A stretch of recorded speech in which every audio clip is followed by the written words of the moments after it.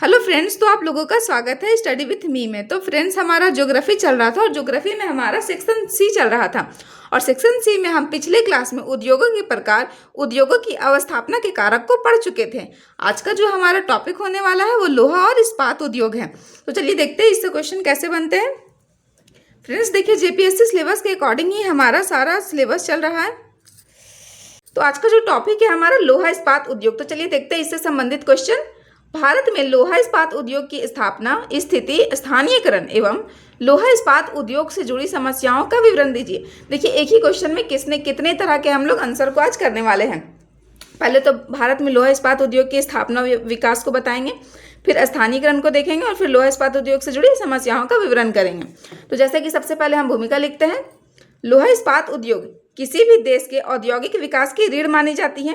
यह एक आधारभूत उद्योग है क्योंकि मशीन निर्माण, परिवहन, निर्माण कार्य तथा अन्य अनेक उद्योग इसके उत्पादों पर निर्भर करते हैं। भारत में इसका विकास आधुनिक औद्योगिकरण के साथ हुआ तथा वर्तमान में यह देश के प्रमुख उद्योगों में से एक है। तो भूमिका को बहुत ज़्यादा नहीं खींचना है। चलिए आते हैं क्वेश्चन के मेन डिमांड पे। लोहा इस्पात उद्योग की स्थापना एवं विकास, चलिए इसको देख लेते हैं। भारत में लोहा इस्पात उद्योग का विकास आधुनिक औद्योगिकरण के साथ प्रारंभ हुआ। समय के साथ इस उद्योग का निरंतर विस्तार हुआ तथा वर्तमान में यह देश का प्रमुख उद्योग माना जाता है। इसके विकास को निम्न चरणों में समझा जा सकता है। तो चलिए देखते हैं इनके विकास कितने चरण में हुए हैं। तो लोहा इस्पात उद्योग का विकास देखिए, प्रथम चरण है हमारा प्रारंभिक विकास, दूसरा स्वतंत्रता के बाद विकास, तीसरा है सेल एवं विस्तार काल, वर्तमान विकास। तो चलिए एक एक करके सारे चरण को हम लोग देखते हैं कि कैसे विकास होता है, कैसे स्थापना हुआ है। तो पहला हमारा था प्रारंभिक विकास, 1871 से 1947 तक चलता है ये। भारत में लोहा इस्पात उद्योग अत्यंत प्राचीन उद्योग है। आधुनिक युग में भारत में लोहा इस्पात उद्योग की शुरुआत 1871 ईस्वी में कुल्टी नामक स्थान पर बराकर आयरन वर्कर्स की स्थापना से मानी जाती है। तो देखिए, कुल्टी पश्चिम बंगाल में है और हम इस तरह से मानचित्र भी बना दिए हैं। चलिए आगे देखते हैं। यद्यपि यह उद्योग अपने निर्धारित लक्ष्यों को प्राप्त करने में सफल नहीं हो सका, फिर भी इसने भारत में आधुनिक इस्पात उद्योग की नींव रखने का कार्य किया। तो कब से हम लोग का स्थापना देखा जा रहा है, इसकी शुरुआत हुआ था 1871 में कुल्टी नामक स्थान पर, लेकिन ये सफल नहीं हो पाता है। लेकिन फिर भी क्या होता है, इसने भारत में आधुनिक इस्पात उद्योग की नींव रखने का कार्य किया था। तो चलिए आगे बढ़ते हैं। 1907 ईस्वी जमशेदपुर में, देखिए 1907 में जमशेदपुर में टिस्को की स्थापना होता है। तो देखिए इस तरह से हम झारखंड का मैप बनाए हैं कि जमशेदपुर झारखंड में है। तो चलिए स्टार्ट करते हैं। 1907 ईस्वी में जमशेदपुर के साकची में Tata iron and steel company TISCO की स्थापना की गई। यह निजी क्षेत्र की इकाई थी तथा भारत का प्रथम सफल आधुनिक इस्पात संयंत्र सिद्ध हुआ। तो ये सफल होती है। इस संयंत्र ने देश में औद्योगिकरण को गति प्रदान की तथा आगे के इस्पात उद्योगों के विकास का मार्ग प्रशस्त किया। तो हमारा जो था 1907 का टिस्को की स्थापना ये हो गया। अब आगे देखते हैं।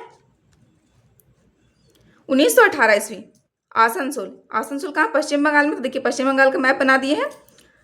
कुछ समय बाद पश्चिम बंगाल के आसनसोल में इस्पात उत्पादन हेतु एक नया कारखाना स्थापित किया गया।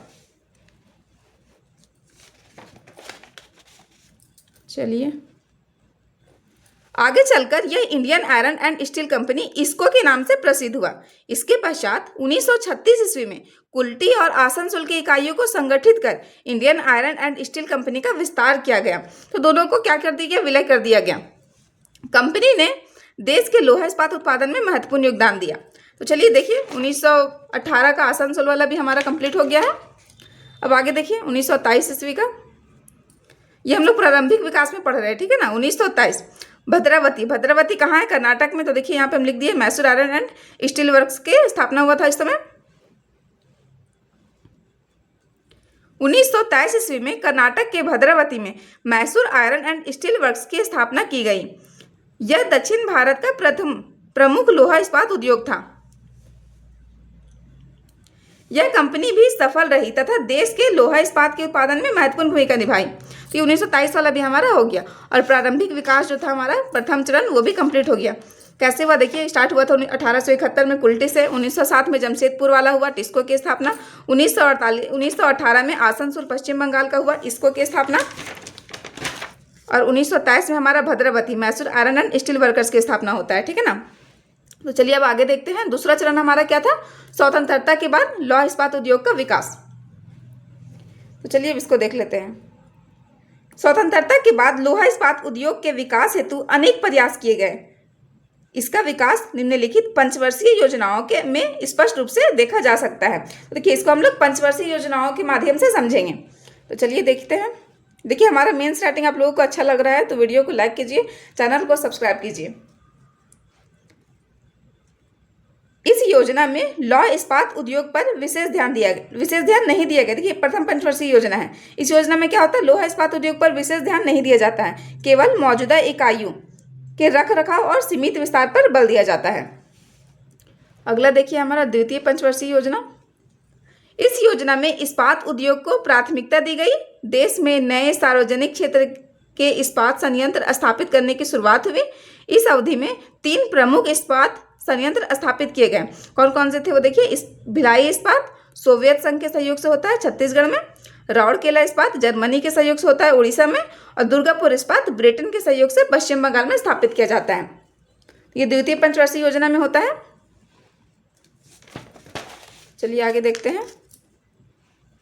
चौथी पंचवर्षीय योजना। इस योजना काल में सार्वजनिक क्षेत्र की कंपनी बोकारो इस्पात कारखाना सोवियत संघ के सहयोग से स्थापित किया गया। इससे देश के इस्पात उत्पादन क्षमता में महत्वपूर्ण वृद्धि हुई। ये चौथी पंचवर्षीय योजना भी। पांचवी पंचवर्षीय योजना। इस योजना काल में भी लोहा इस्पात फैक्ट्री स्थापित की गई है। इसमें मुख्य रूप से देखिए तमिलनाडु का सेलम, आंध्र प्रदेश का विशाखापट्टनम और कर्नाटक का विजयनगर लोहा इस्पात फैक्ट्री स्थापित किए गए थे। तो हमारा ये भी कंप्लीट हो गया है। इस प्रकार देश में कई छोटे बड़े इस्पात फैक्ट्रियां सार्वजनिक और निजी क्षेत्र में स्थापित किए गए। तो चलिए आगे बढ़ते हैं।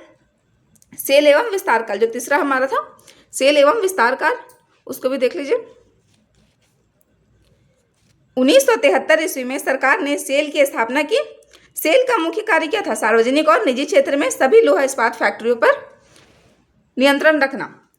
इसके अलावा वर्तमान समय में निजी सेक्टर और सार्वजनिक सेक्टर के लोहा इस्पात फैक्ट्रियों में निवेश, विपणन और बाजार से संबंधित सभी प्रकार का निर्णय सेल ही करता है। सेल का मुख्य उद्देश्य क्या है, देश में इस्पात उद्योग का समन्वित विकास तथा उत्पादन क्षमता में वृद्धि करना। अगला है हमारा वर्तमान विकास। वर्तमान समय में भारत का लोहा इस्पात उद्योग निरंतर प्रगति कर रहा है। उत्पादन क्षमता, तकनीकी उन्नयन तथा निजी क्षेत्र की भागीदारी के कारण इसका विकास तीव्र गति से हुआ। इस प्रकार भारत में लोहा इस्पात उद्योग का विकास तेजी से होते रहा है। तो ये हमारा कंप्लीट हो गया। लोहा इस्पात का जो हमारा स्थापना था या विकास था वो हम कंप्लीट कर चुके हैं। इसको 4 चरणों में हमने कंप्लीट किया। चलिए अब क्वेश्चन का अगला डिमांड क्या था वो देखिए, स्थानीयकरण। तो चलिए स्थानीयकरण को देखते हैं। लोहा इस्पात उद्योग का स्थानीयकरण। भारत में लोहा इस्पात उद्योग के स्थानीयकरण को प्रभावित करने वाले अनेक भौतिक एवं मानवीय कारक हैं। कौन कौन से कारक है देख लीजिए। स्थानीयकरण के प्रमुख कारक देखिए कौन कौन है, कोयला, कच्चा माल, जल की उपलब्धता, परिवहन की सुविधा, बाजार, श्रम एवं पूंजी। एक एक करके इन लोग को डिफाइन कर लेते हैं। कोयला। लोहा इस्पात उद्योग के लिए सबसे प्रमुख कारक या तत्व कोयला है। लोहा इस्पात उद्योग वहीं स्थापित किए जाते हैं जहां स्थानीय स्तर पर कोयला प्राप्त हो। यही कारण है कि भारत में कर्णपुरा, हीरापुर, दुर्गापुर, बोकारो आदि शहरों में लोहा इस्पात की फैक्ट्रियां स्थापित की गई हैं ताकि स्थानीय स्तर पर कोयला जैसे संसाधन आसानी से उपलब्ध हो सकें। तो ये कोयला का जो था वो कंप्लीट हो गया। अब देखिए कच्चा माल। बहुत ही सरल लैंग्वेज में आप लोगों को देखिए, पढ़ने में बिल्कुल भी दिक्कत नहीं होगा, समझने में भी दिक्कत नहीं होगा। कच्चा माल। लोहा इस्पात उद्योग के लिए लौह अयस्क, मैग्नीज, चूना पत्थर एवं डोलोमाइट जैसे कच्चे माल की आवश्यकता होती है। इसीलिए उद्योगों की स्थापना ऐसे क्षेत्रों में की जाती है जहां ये संसाधन आसानी से उपलब्ध हो। यही कारण है कि भारत में भिलाई, राउरकेला और भद्रावती, सेलम, विजयनगर में लोहा इस्पात कारखाने का संकेंद्रण पाया जाता है।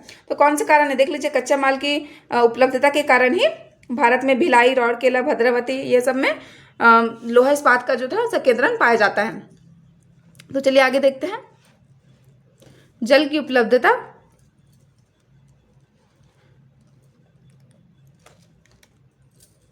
लोहा इस्पात उद्योग में शीतलन, धुलाई तथा विभिन्न औद्योगिक प्रक्रियाओं के लिए बड़ी मात्रा में जल की आवश्यकता होती है। इसीलिए अधिकांश इस्पात संयंत्र नदियों तथा जलाशयों के निकट स्थापित किए गए हैं। जैसे भिलाई इस्पात तांदुला जलाशय से जल की प्राप्ति करती है, बोकारो संयंत्र दामोदर नदी से जल की प्राप्ति करती है, राउरकेला इस्पात ब्राह्मणी नदी से जल की प्राप्ति करती है। देखिए इस तरह से एग्जाम्पल दीजिएगा तो जो हमारा मेंस का राइटिंग वो और आकर्षक लगेगा, एग्जामिनर को देखने में अच्छा लगेगा, इससे पता चलेगा कि स्टूडेंट्स को नॉलेज अच्छा है। तो चलिए आगे देखते हैं। यही कारण है कि जल उपलब्धता लोहा इस्पात उद्योग के स्थानीयकरण का एक महत्वपूर्ण कारक है। तो चलिए जल की उपलब्धता भी देख लिए। अगला देखिए, परिवहन की सुविधा। लोहा इस्पात उद्योग के लिए कच्चे माल को कारखाने तक पहुंचाने तथा तैयार माल को बाजार तक भेजने के लिए परिवहन की उत्तम सुविधा आवश्यक होती है। इसीलिए इस्पात संयंत्र सामान्यतः रेल मार्ग, सड़क मार्ग एवं बंदरगाहों से जुड़े क्षेत्रों में स्थापित किए जाते हैं। इसका भी उदाहरण है, देखिए जमशेदपुर में जो टाटा स्टील है वो दक्षिण पूर्व रेलवे नेटवर्क से जुड़ा है। विशाखापट्टनम जो का इस्पात संयंत्र जो है वो समुद्री बंदरगाह के निकट स्थित है। राउरकेला एवं बोकारो इस्पात है वो रेल मार्गों से जुड़े हैं। इसलिए देखिए परिवहन की सुविधा भी जो है हम लोग की वो भी लोहा इस्पात को प्रभावित करती है, स्थानीयकरण को ये भी प्रभावित करती है। चलिए अगला देखिए, बाजार की सुविधा। लोहा इस्पात उद्योग का विकास बड़े उपभोक्ता बाजारों से भी प्रभावित होती है। मशीन निर्माण, ऑटोमोबाइल, रेलवे, इंजीनियरिंग तथा निर्माण कार्यों में इस्पात की व्यापक मांग होती है। इसीलिए इस्पात उद्योग ऐसे क्षेत्र में स्थापित किए जाते हैं जहां उत्पादों की खपत अधिक हो तथा बाजार तक पहुंच आसान हो। इसका भी कुछ एग्जाम्पल है, वो भी देखिए। भिलाई इस्पात संयंत्र रेलवे की मांग को पूरा करता है। जमशेदपुर पूर्वी भारत के बड़े औद्योगिक बाजारों के निकट स्थित है। विशाखापट्टनम इस्पात संयंत्र घरेलू एवं निर्यात बाजार दोनों को सेवा प्रदान करता है। श्रम एवं पूंजी। लोहा इस्पात उद्योग एक पूंजी एवं श्रम प्रधान उद्योग है। इसके लिए कुशल श्रमिकों, तकनीकी विशेषज्ञों तथा पर्याप्त पूंजी की आवश्यकता होती है। यही कारण है कि उद्योगों का विकास उन क्षेत्रों में अधिक हुआ जहां श्रम एवं निवेश की सुविधाएं उपलब्ध हो। तो ये भी हमारा कंप्लीट हो गया। चलिए अगला क्वेश्चन का जो डिमांड था, लोहा इस्पात से जुड़ी समस्याएं, चलिए इसको भी देख लेते हैं। भारत वर्तमान में विश्व के प्रमुख इस्पात उत्पादक देशों में शामिल है।